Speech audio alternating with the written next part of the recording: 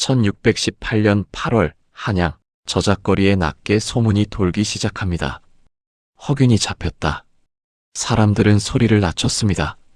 그 이름을 부르는 것조차 위험하다는 사실을 모두 알고 있었습니다. 당대 최고의 문장가, 조선에서 가장 많은 책을 읽고 가장 위험한 생각을 했던 사람. 그러나 조정은 그를 반역자로 규정했습니다. 재판은 길지 않았습니다. 변명은 기록되지 않았고 형은 이미 정해져 있었습니다. 참수에 처한다. 형장으로 끌려가는 그의 뒷모습을 사람들은 숨죽여 지켜봤습니다. 칼날은 차가운 아침 햇살에 번뜩였고 그의 마지막 숨소리는 바람에 흩어졌습니다. 이 순간 한 가지 질문만 남았습니다. 이 사람은 도대체 무슨 죄를 지은 걸까? 그 이유를 두고 사람들은 여러 말을 했습니다. 소설 하나 때문이라는 말도 있었고 정치 싸움이라는 말도 있었습니다. 이 이야기는 훨씬 더 오래전으로 거슬러 올라갑니다. 1569년 한양 명문가 허씨 집안에서 아이가 태어납니다. 아버지는 대사원 허엽, 형은 문장가 허성, 누나는 조선 최고의 여성 시인 허난설원, 모든 게 완벽한 집안이었습니다. 하지만 허균은 어릴 때부터 다른 것을 봤습니다. 8살 봄날, 그는 우연히 집 뒤뜰에서 목격합니다. 서자 출신 하인이 매를 맞는 모습을. 죄목은 양반 자제에게 말대꾸했다. 그날 밤 그는 아버지에게 물었습니다. 왜 서자는 과거를 못 봅니까? 아버지는 책을 덮고 말했습니다. 세상은 원래 그런 것이다. 하지만 허균은 그 대답을 도저히 받아들이지 못했습니다. 그날 이후 허균은 쉽게 잠들지 못했습니다. 밤이 되면 그는 집을 빠져나가 시장 골목으로 향했습니다. 광대의 탈춤, 기생의 노래, 행상들의 욕설과 웃음, 책 속의 조선이 아니라 살아있는 조선이었습니다. 하지만 이 사람들은 낮의 조선에서는 보이지 않는 사람 취급을 받았습니다. 그 순간 허균은 알게 됩니다. 이 나라는 사람을 반쪽만 보고 나라를 말하고 있다는 것을.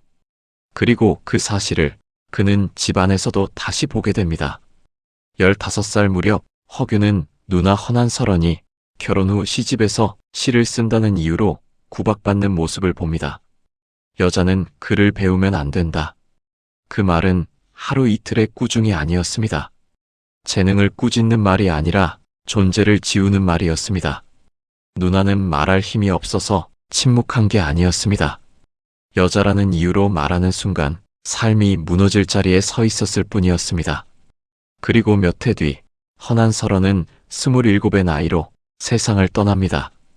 병상에서 떨리는 손으로 자신의 시 뭉치를 가리키며 말합니다. 이걸 태워다오. 허균은 그 순간을 평생 잊지 못했습니다.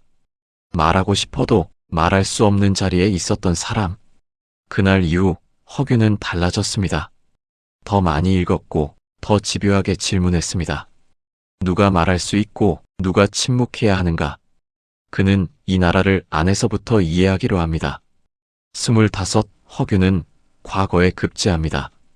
한양 거리가 떠들썩했습니다. 허엽 대감의 아들이 장원이라니.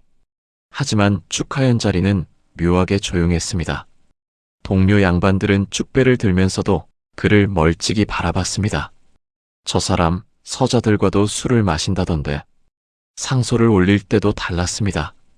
다른 신하들이 왕을 찬양할 때 허균은 이렇게 썼습니다. 백성이 굶주립니다. 관리는 썩었습니다. 그는 서자들과 어울렸고 승려와도 술을 마셨습니다. 양반 사회에서 이건 선 하나를 넘은 행동이었습니다. 사람들은 그를 불편한 인물로 여기기 시작했습니다. 그리고 결국 그는 파직됩니다. 죄목은 흐릿했습니다.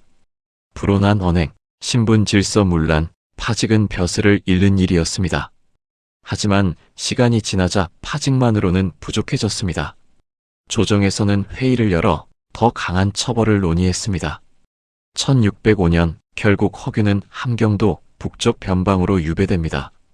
사람 하나 없는 곳, 눈보라만 치는 곳. 그러나 허균은 그때 느꼈을지도 모릅니다.